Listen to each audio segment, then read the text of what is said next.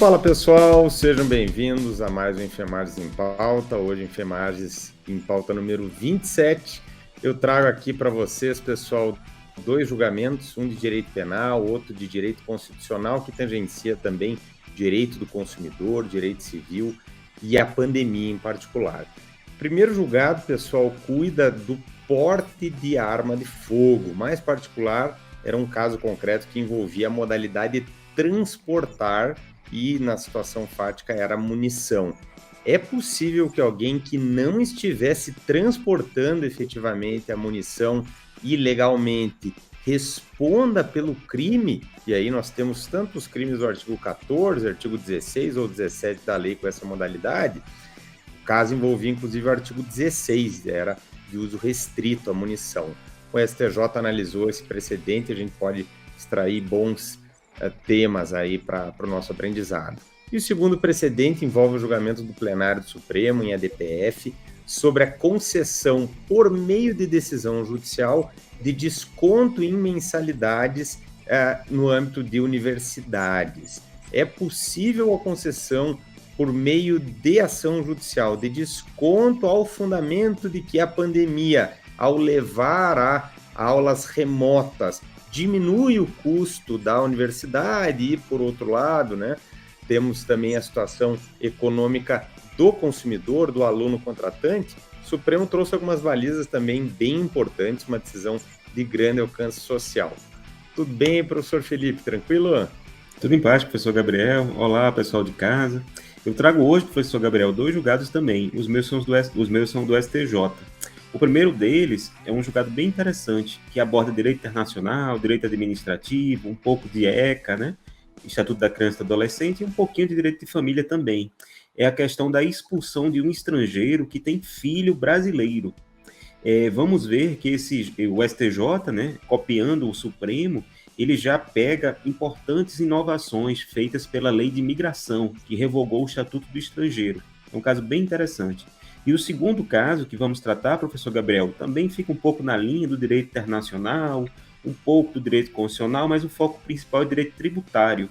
Vamos analisar se serviços prestados a uma embarcação de bandeira estrangeira no mar territorial brasileiro constitui ou não exportação de serviços para fins de incidência do ISS.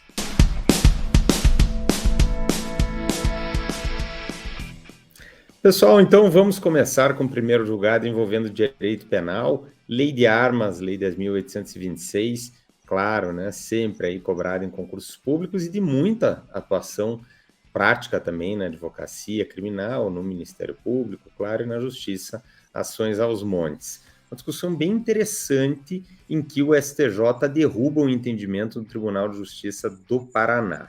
Para a gente se situar, qual era a situação fática? Imaginem que alguém transporta ilegalmente, sem autorização legal, havia, no caso, arma de fogo e munição, em particular, que envolvia esse corréu, de uso restrito das Forças Armadas. O MP acaba denunciando não só quem estava transportando efetivamente, como também o destinatário dessa munição, ao argumento de que ele teria cooperado com o delito. O Tribunal de Justiça do Paraná acabou absolvendo o corréu que não estava transportando no momento a munição de uso restrito, era munição de fuzil, inclusive, sob o fundamento de que, não estando presente, ele não poderia responder pelo crime de porte, né? O crime do artigo era, no caso concreto, do artigo 16 da 10.826, na modalidade de transportar. Houve, então, por parte do Ministério Público Paranaense, recurso especial ao STJ, e aí é essa decisão que vamos comentar. Pessoal, o STJ entendeu que é possível, sim, que alguém que não estivesse transportando no contexto fático a munição, e o mesmo valeria para arma de fogo de uso restrito, ou mesmo que fosse de uso permitido, né, o crime do artigo 14, é possível que responda pelo delito na forma do artigo 29 do Código Penal, ou seja, em concurso de agentes, ainda que não tenha efetivamente realizado a conduta do verbo núcleo do tipo considerado, né? E a hipótese do verbo núcleo transportar. Eu lembro que esse verbo núcleo transportar, ele está previsto na lei de armas tanto no crime do artigo 14, quanto do artigo 16, quanto do artigo 17. Então, a discussão vale para todos esses delitos, né? Todas essas situações, como eu disse, envolvendo arma de fogo, envolvendo munição. Caso concreto, tinha arma de fogo, mas em relação ao Correio era munição fuzil, né, de uso restrito na época da denúncia, já vou comentar isso aqui também. Então, o STJ teve que analisar. Vejam que na doutrina, pessoal, muitos defendem que o crime de porte, ele é de mão própria e, consequentemente, ele não admitiria propriamente aqui participação ou coautoria, né? E a controvérsia é grande na doutrina. No entanto, mesmo na modalidade possuir ou portar, o STJ tem encampado a jurisprudência, embora nos tribunais de segunda instância seja bem controverso, de que é possível que haja, sim, o chamado porte compartilhado. O que é isso? A arma está, por exemplo, dentro de um veículo e 3 pessoas a transportam, ainda que não esteja no bolso de nenhuma delas. A gente sabe que portar não significa estar no bolso ou na mão de alguém. Tem que estar à disposição, à pronta disposição para o uso, né? Então, o STJ tem encampado essa linha doutrinária, jurisprudencial, de que mesmo no porte, onde a polêmica é ainda maior na doutrina, é possível o chamado porte compartilhado. No caso concreto, em que tínhamos a modalidade de transportar, o STJ seguiu a mesma linha com base no artigo 29 do Código Penal. Nós sabemos que o Código Penal, no artigo 29, adota a teoria monista, né? Então, quem quer que de qualquer forma concorra para o crime responde pelas penas a ele cominadas na medida da sua culpabilidade. E no caso concreto, nós tínhamos alguém que não conseguia, pela sua conduta, que não era possível, enquadrá-la lá no artigo 16, porque ele não transportava, não há dúvida. Mas aí nós temos que lembrar que a subordinação típica, ela não é só de maneira direta ao tipo penal. É possível a adequação típica por subordinação mediata ou indireta, passando por uma outra norma de extensão, como a norma do artigo 14 do Código Penal, inciso 2º, nos casos de tentativa, quem tenta matar não mata alguém. Então, não incide no artigo 121, não fosse a adequação típica por subordinação mediata ou indireta, por força do artigo 14, inciso 2º. O artigo 29 funciona da mesma forma como uma norma penal de extensão, que leva a uma adequação típica por subordinação mediata ou indireta. Então, no caso concreto, nós tínhamos alguém que idealizou, juntamente com quem transportava o delito, e mais do que isso, ele era o destinatário daquela munição que vinha sendo transportada espuriamente.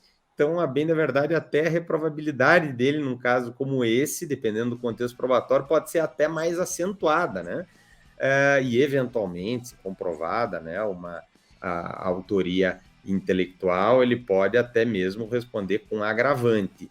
Mas vejam, o Tribunal do Paraná disse que ele, não tendo transportado, não poderia responder.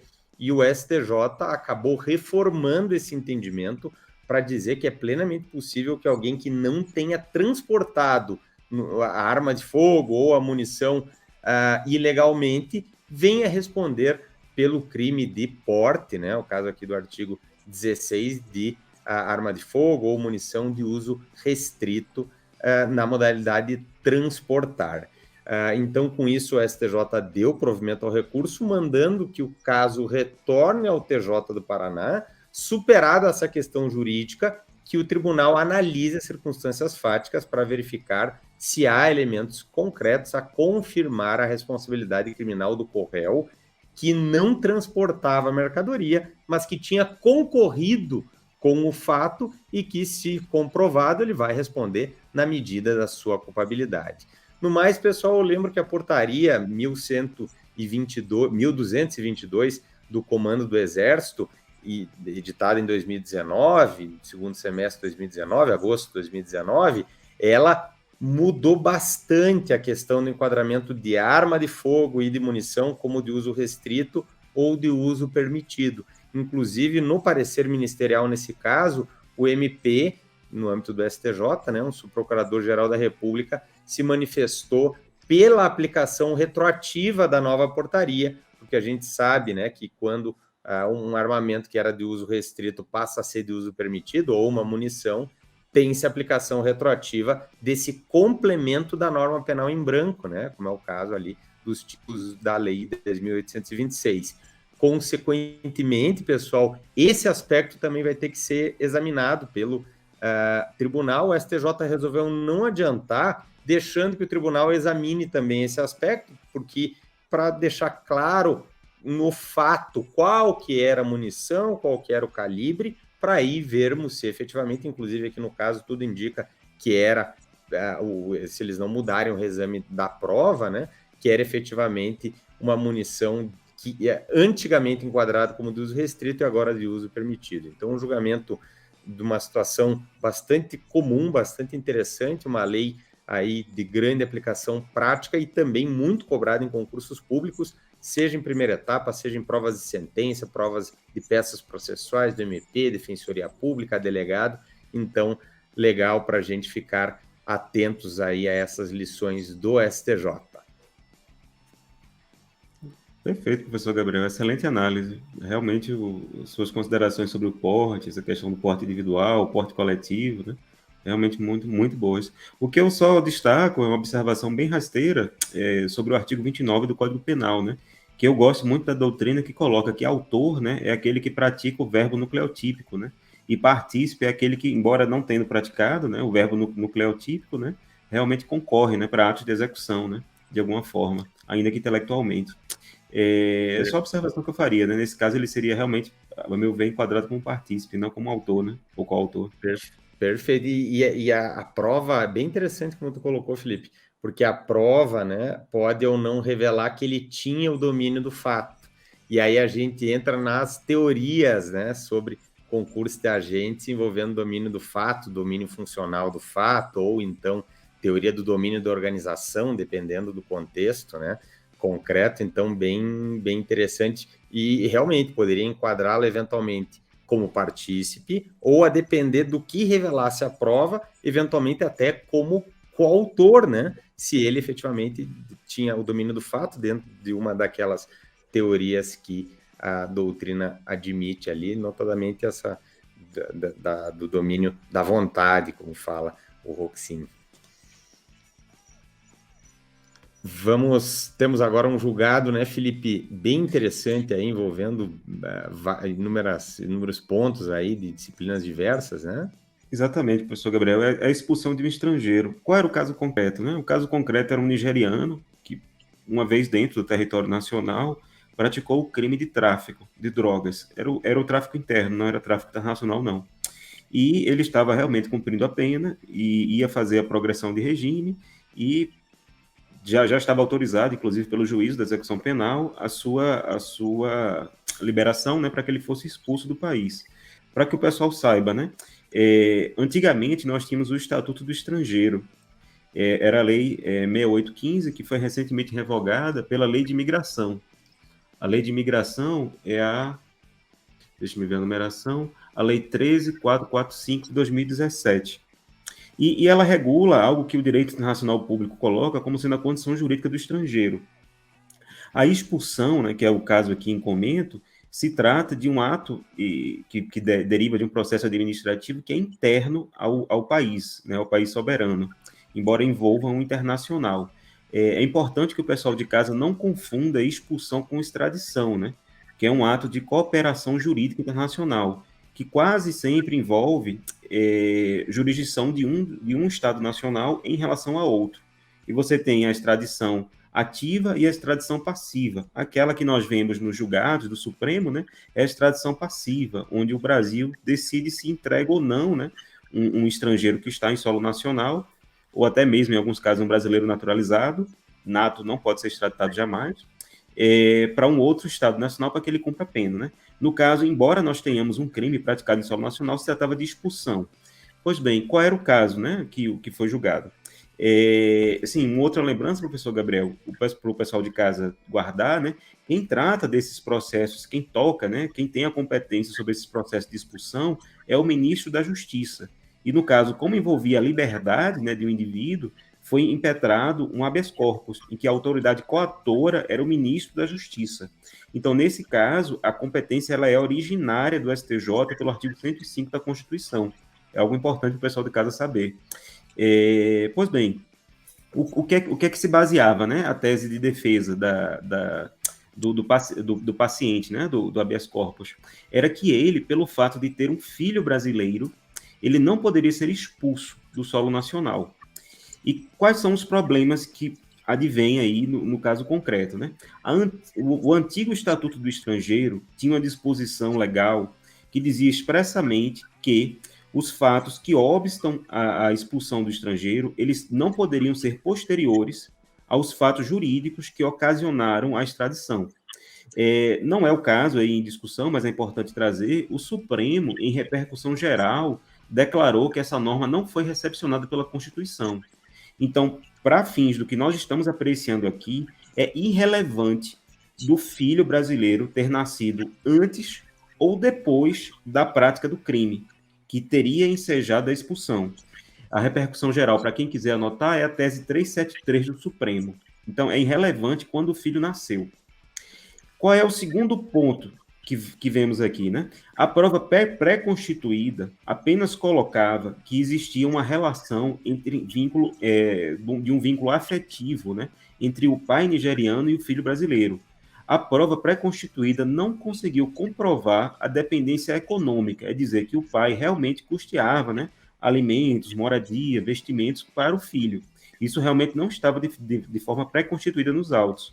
E aí temos uma importante alteração que foi feita na legislação pela Lei de Imigração em relação ao que constava do Estatuto do Estrangeiro.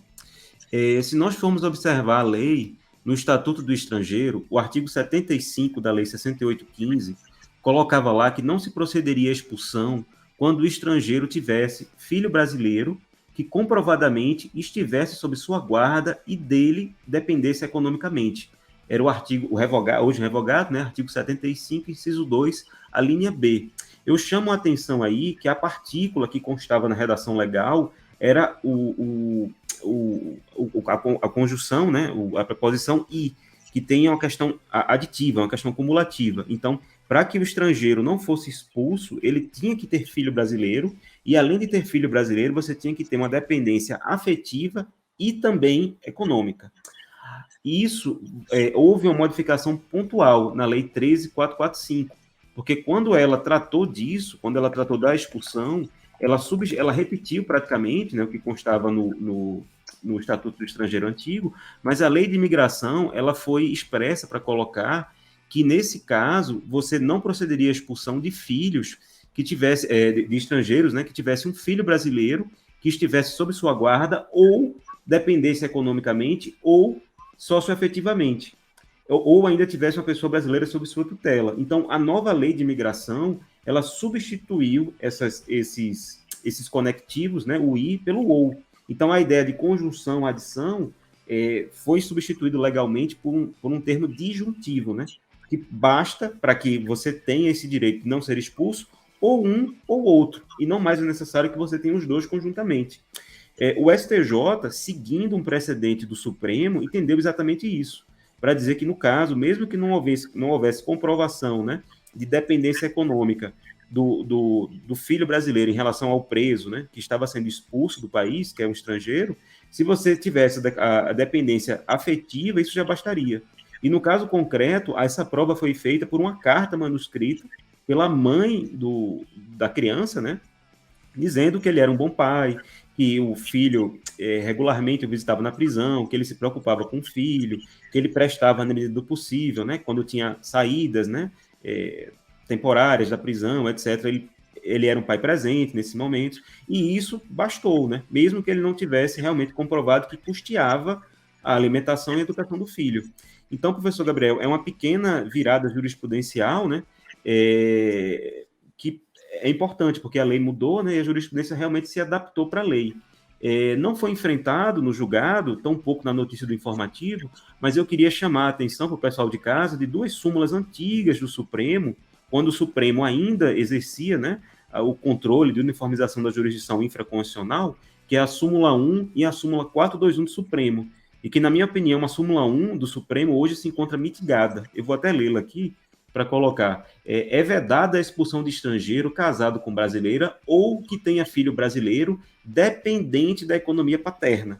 Então, essa parte final da súmula 1 do Supremo, ela foi mitigada, porque essa dependência econômica não é mais exigida. Se ela existir, ótimo, ela já obstaria a expulsão. Mas hoje em dia basta apenas dependência socioafetiva.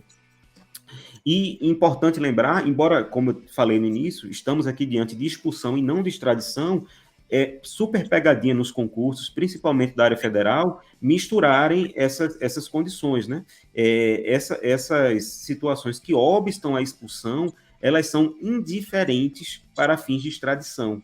E é exatamente o que diz a súmula 421 do Supremo, que continua plenamente aplicável. Literalmente, ela diz: não impede a extradição a circunstância de ser o extraditando casada com brasileiro ou ter filho brasileiro. Então, tudo que nós discutimos aqui se aplica única e exclusivamente para a expulsão e não para a extradição. É isso, professor Gabriel. Muito legal o caso, professor Felipe, esses detalhes aí envolvendo a prova, né? É legal para o aluno ter uma noção de como que acontece na prática, né? Uma situação dessas. E eu, até de curiosidade, foi lembrar que o ano da súmula 1, ela é de 63, ela que inspirou a edição da Lei 6.815, que é de 80, né? Do artigo 75, esse requisito do inciso 2º ali na E, né? Que tu colocaste. Então, foi a jurisprudência que construiu, a lei incorporou, e agora a nova lei de imigração, 13.445, 2017, acabou superando, né, esse entendimento.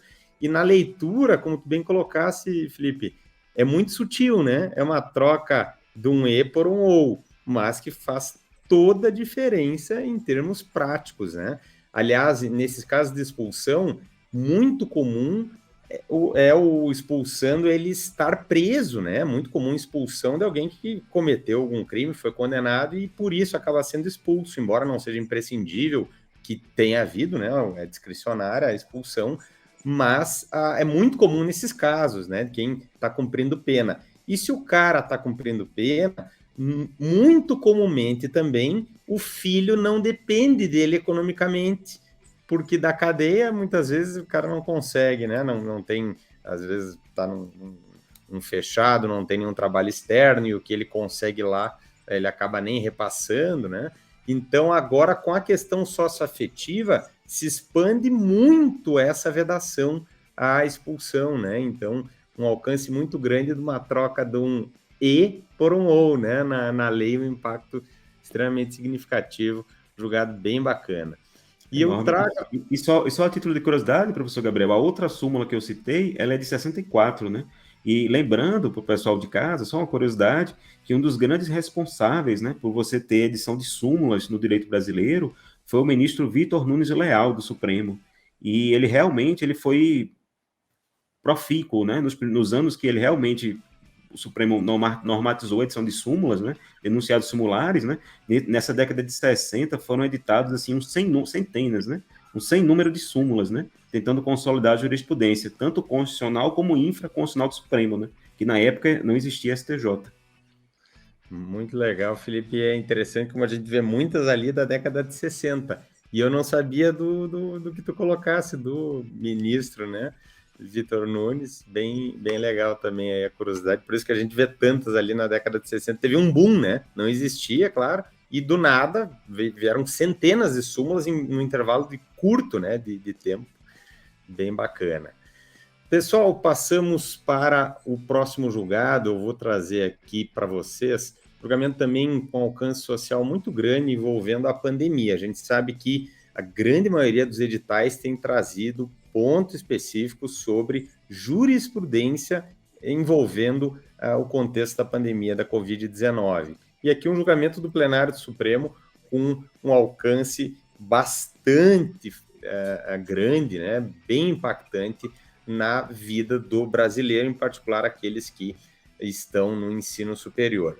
Foi uma DPF movida por associações, confederações, né, que se enquadravam como tal, de reitores de universidades e outras correlatas ali que também vieram em litisconsórcio ativo, discutindo, pessoal, decisões judiciais que concedem desconto na mensalidade no contexto do ensino superior.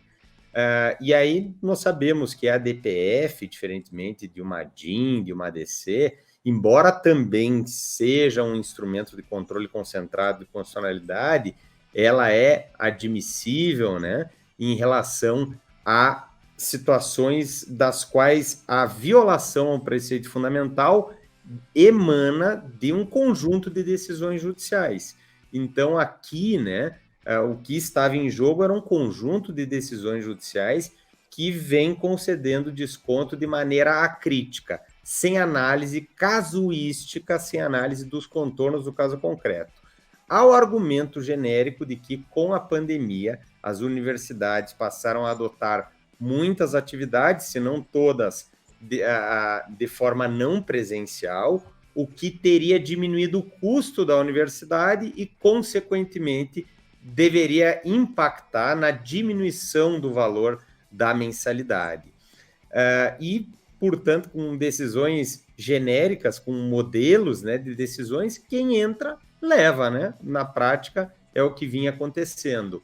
E o STF acabou com esse tipo de situação. Na decisão na DPF, a gente sabe, temos ali uma decisão com efeito vinculante, com eficácia erga omnes. Então, não observada, né, a decisão na DPF 706, que é essa que estamos comentando, cabe a reclamação. O que o Supremo pontuou, pessoal? Em primeiro lugar, né, quanto ao conhecimento, já é tranquilo aí na jurisprudência contra a DPF, contra um conjunto de decisões judiciais, mas é preciso que se demonstre uma violação a algum preceito fundamental.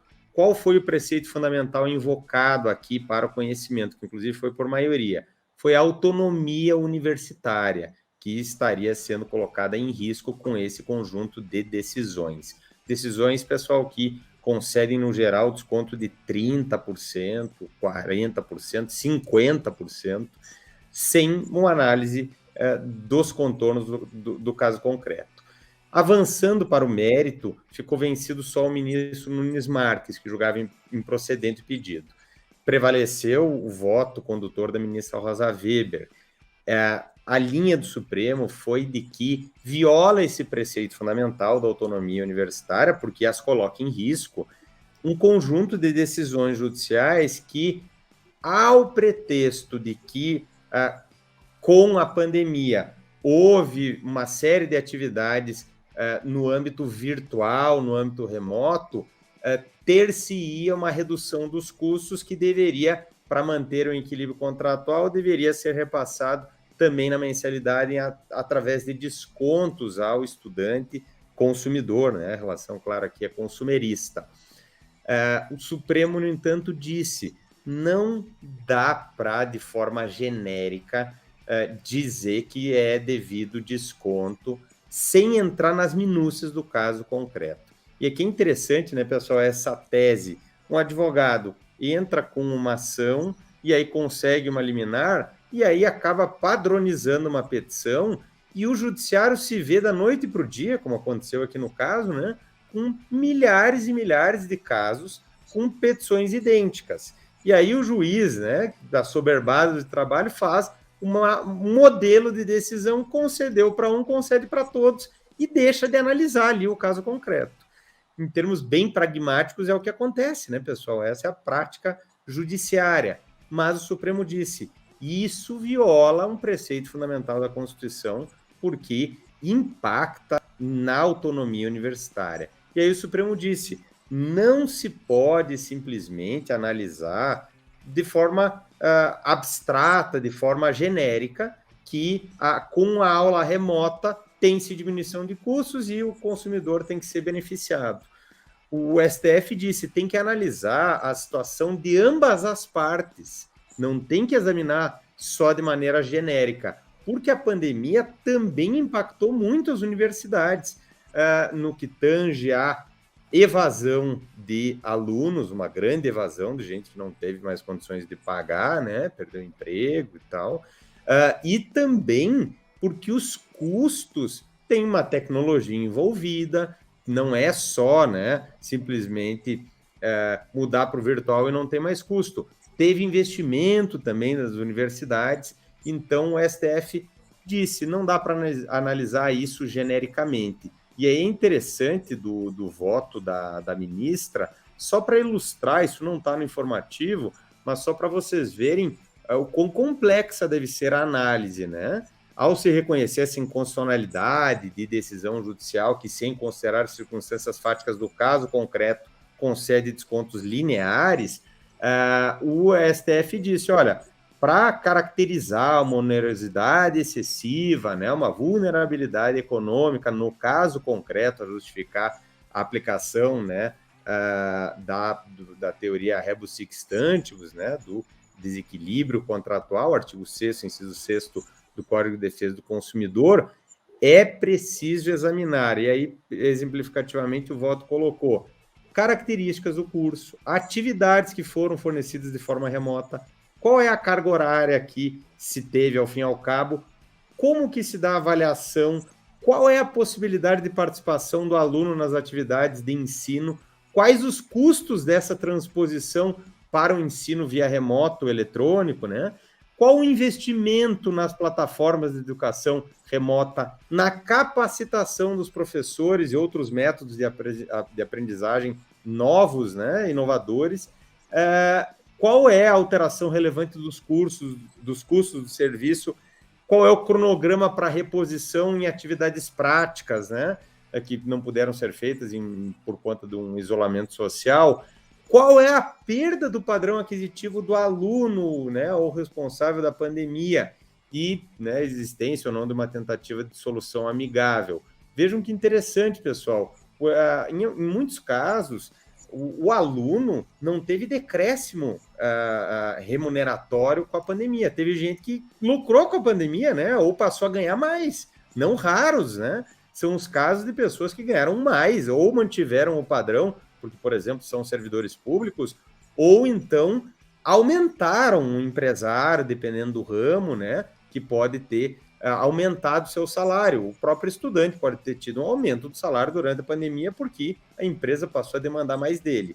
Então, é uma decisão que ela é, entre aspas, inconveniente para o judiciário, porque o juiz vai ter um trabalho quadruplicado, né, triplicado em função aí de uma análise de todos esses aspectos em ações de massa, mas que se a gente pensar sobre o lado da justiça da decisão, né, eu creio que o Supremo fez de forma acertada, porque essa concessão indiscriminada de desconto, né, com argumentos genéricos, ela realmente, né, não segue a legislação, viola um preceito fundamental, considerado um conjunto aí de decisões, e não faz justiça, né? Então, lembro aqui que nós temos uma lei, a Lei 14.010, 2020, que tem ali artigos, o ministro Gilmar Mendes, inclusive, disse, olha, tem que observar os critérios ali do artigo 7º, do artigo 8º, da Lei 14.010, né? Que, aliás, são bastante abertos aqui para aplicar no caso concreto, né?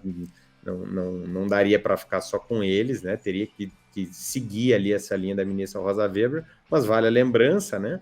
Então, um julgamento aqui que acaba, entre aspas, com uma farra aí de ações judiciais que conseguiam descontos de 50% em mensalidades no ensino superior. Normalmente, a decisão não cuidou aqui de ensino médio, ensino infantil, ensino fundamental, porque ali as leis têm cuidado disso, né? No âmbito local, tem leis estaduais cuidando, né? E mesmo no âmbito federal, mas no ensino superior ficou, né, um vácuo aí legislativo, e o Supremo na DPF colocou os pingos nos is. Excelente análise, professor Gabriel. Realmente tem um pouco a acrescentar. O que eu falaria, né, para o pessoal de casa pegar alguns pontos ou relembrar algumas ideias, né?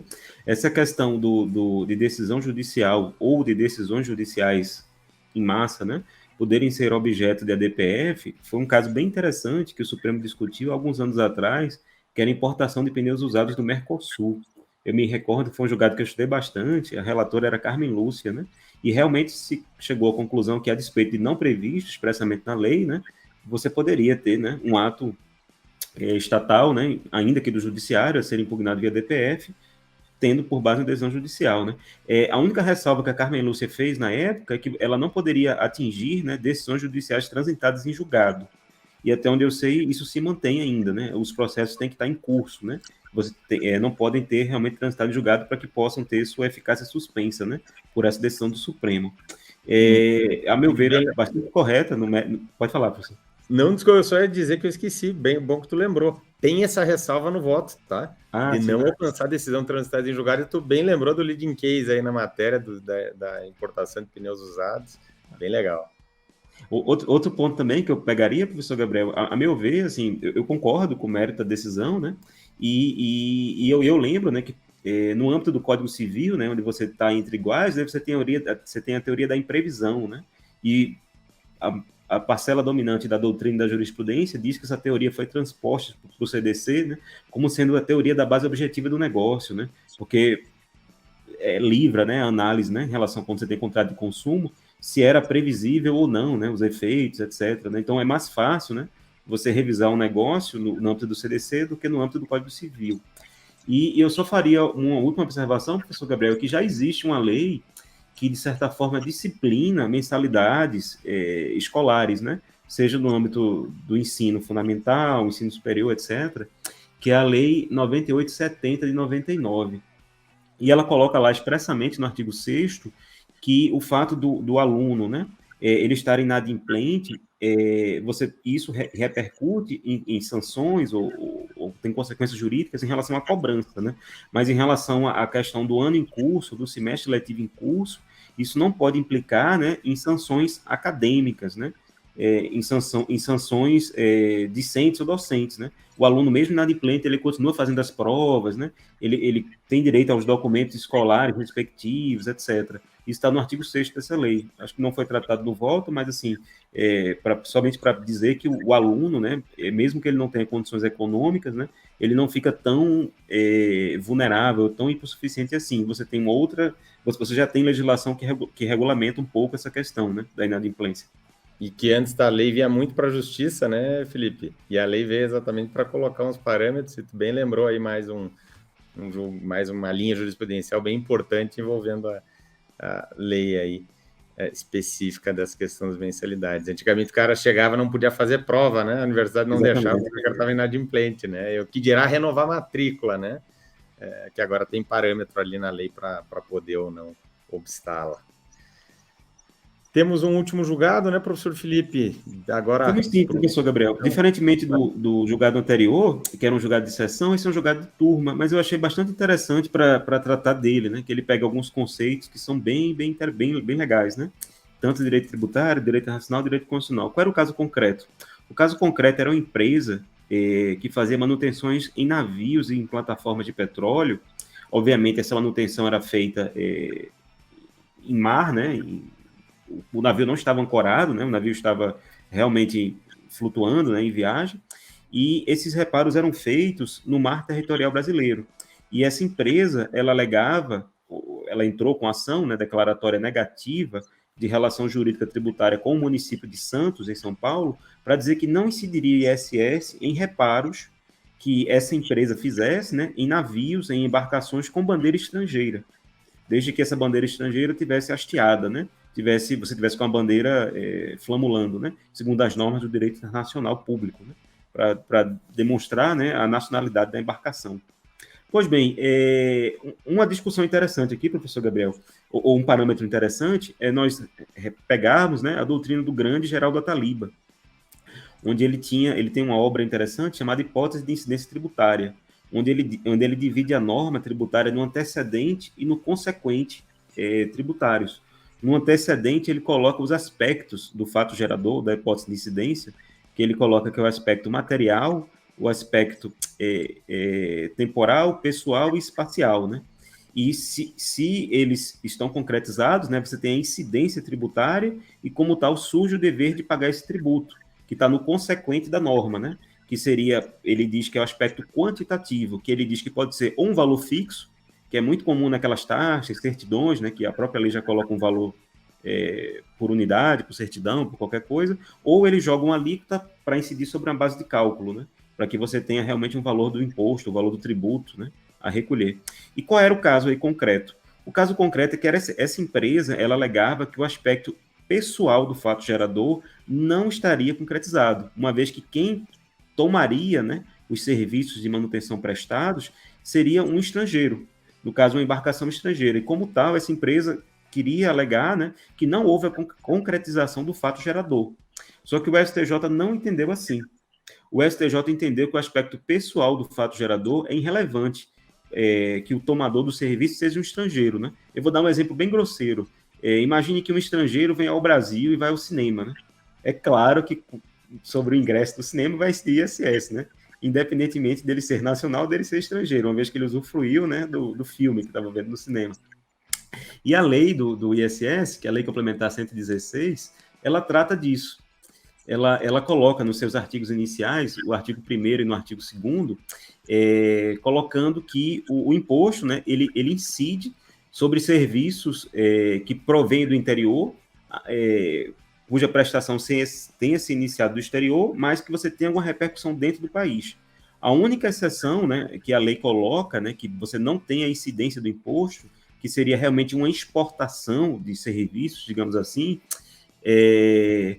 e está no artigo 2º da Lei Complementar 116, quando ele coloca que o imposto sobre serviços não incide sobre exportações de serviços para o exterior do país, e no parágrafo único ele coloca que, para que se enquadre, né, nessa exportação de serviços, o resultado desse serviço ele não pode ter se verificado no Brasil, ainda que o pagamento seja feito por residente no exterior. Então, claramente, a lei, né, ela não se importou com o aspecto pessoal do fato gerador. É irrelevante que você seja um nacional ou um estrangeiro. O que é importante? O importante é que o aspecto espacial do fato gerador não se verifique em território brasileiro. E aqui, professor Gabriel, entra a importância para entender esse julgado do direito internacional público e do direito constitucional. Como todos sabem, né, nós temos uma Convenção das Nações Unidas sobre o Direito do Mar, que é o tratado, né, a Convenção de Montego Bay, que teve base na Jamaica, em 1932. E ela regulamenta várias coisas do espaço internacional, que é o mar, que não pertence, né, a estados, né, ou até pertence a alguma jurisdição estatal, mas existe todo o interesse internacional de que aquilo seja regulamentado de maneira uniforme. E é o caso do mar territorial brasileiro. O mar territorial brasileiro ele está regulamentado por uma lei, que se coaduna, né, perfeitamente com o tratado, né, com a Convenção de Montego Bay, que é a Lei 8617 de 93, onde ela coloca o mar territorial brasileiro como sendo uma faixa de 12 milhas náuticas, ou milhas marítimas, né, que se estendem desde a linha da costa, né, em direção ao mar, né, em direção ao alto mar. E nessas 12 milhas, que é chamado mar territorial, que é onde, no caso concreto, se desempenhavam esses serviços, né, e ele é, indiscutivelmente, território nacional. Se nós formos ver a Constituição Federal, no artigo 20, né, da nossa Constituição, onde ele elenca os bens da União, você tem lá o mar territorial, é o artigo 20, inciso 6º da Constituição. E, nitidamente, a própria lei que regulamenta o mar territorial, no artigo 3º, perdão, no parágrafo 3º do artigo 3º da Lei do Mar Territorial, que é a Lei 8617/93, ela é expressa para dizer que os navios estrangeiros que estejam passando pelo mar territorial se submetem a regulamentos estabelecidos pelo governo brasileiro. Regulamentos, entenda-se, né? Leis brasileiras, legislação brasileira. sejam elas de nível legal ou infralegal até constitucional. Então, nesse caso específico, você tem a incidência normalmente das normas tributárias, inclusive a de ISS, né? O julgado colocou, né, então afastou-se a exportação de serviço, porque o serviço foi praticado em território brasileiro e os benefícios desse serviço foram usufruídos pelo tomador também em território brasileiro, que é o mar territorial, assim equiparado, né? E a própria lei, né, de serviços, a Lei Complementar 116, no artigo 3º, parágrafo 3º, ela coloca que, nesse caso, ela até expressa para dizer que quando você tem serviços prestados ou executados em águas marítimas, o local do serviço, né, é o domicílio do prestador. Então, a própria lei complementar 116 regulamentou essa hipótese. Então, professor Gabriel, é um caso interessante, né? O STJ entendeu que incide normalmente o ISS, e no caso, a ação, né, declaratória negativa do contribuinte contra o município de Santos foi julgada improcedente. É isso. Muito legal, Felipe. Perfeita técnica de disposição aí. Não tem como sustentar o contrário depois de todos os argumentos que tu bem colocaste, né? E o STJ seguiu, como se vê, a linha técnica, a linha correta. E eu só destaco, como tu bem lembraste ali, a questão da exportação. A tese central era de que seria uma exportação porque tem uma isenção. E aí eu só lembro para o pessoal de casa que é uma das raras hipóteses de isenção heterônoma que a Constituição admite expressamente, né? Em matéria de ISS, que é um imposto, claro, municipal, cabe à União, por meio de lei complementar, disciplinar a isenção em matéria de exportações de serviços. É o artigo 156, parágrafo 3º, inciso 2º da Constituição, em que foi incluído ainda pela emenda 1393. Então, a gente sabe que é muito comum afirmar, né, que não cabe a concessão de isenção heterônoma no direito tributário depois da Constituição de 88, porque a Constituição de 67 admitia que a União, por lei complementar, concede isenção de impostos municipais e estaduais. Isso acabou como regra com a Constituição de 88, mas restaram exceções.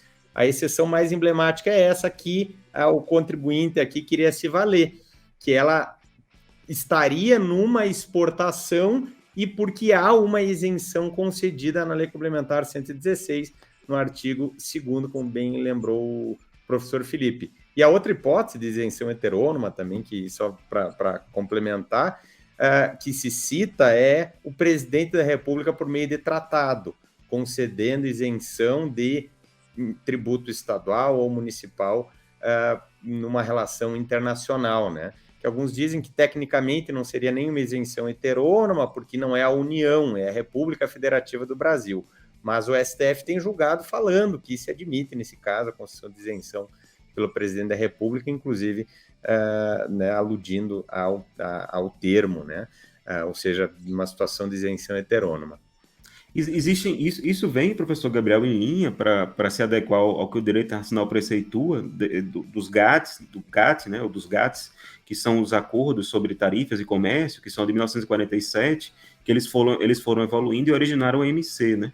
Você tem uma regra geral ou um princípio nesses tratados que um produto ou um serviço nacional, quando ele é exportado, ele deve sê-lo com o mínimo possível na verdade, sem, né, ou com o mínimo possível de tributos nacionais, a fim de que esse serviço ou bem, né, quando ele ingressar no território estrangeiro, ele tenha um tratamento similar ao nacional. Então, existe esse princípio, né, que você não exporta impostos e, pelo contrário, você importa impostos, né?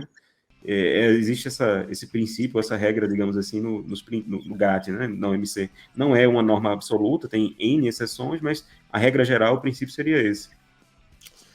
Perfeito. Então, pessoal, com isso nós concluímos essa edição do Enfermagens em Pauta, edição número 27. Não deixem de dar uma olhada no nosso material escrito para fixar bem ali, bem resumidinho, para vocês guardarem para as provas e mesmo para a atuação prática de quem milita aí nessas áreas. Obrigado, professor Felipe, mais uma vez. Fiquem com Deus, pessoal. Ótimos estudos e até a próxima.